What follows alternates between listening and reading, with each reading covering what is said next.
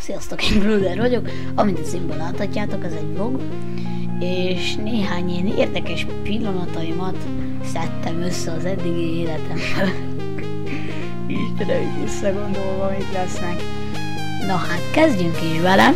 Másodikos koromban történt ez az eset.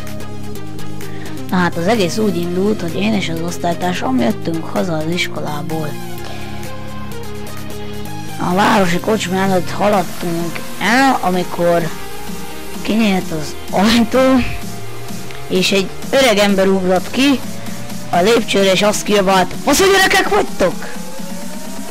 Hát osztálytársammal nagyon összeneztünk, és azt fürkésztük, hogy ez mit ivott, tehát igen, de osztálytársam nem nagyon lepett meg, és azt mondta neki, hogy igen, fasz, a gyerekek vagyunk, meg nyugodhat. Hát igen, hát valahogyan így alakult. De úgy gondoltam, hogy egyben nem akarom megcsinálni az összeset. Úgy gondoltam, hogy megpróbálok csinálni több részt is, így jobban össze tudom szedni a gondolataimat előtte, és ebből egy sorozatot megpróbálok kihozni. Köszönöm a figyelmet, én Kuder voltam, sziasztok!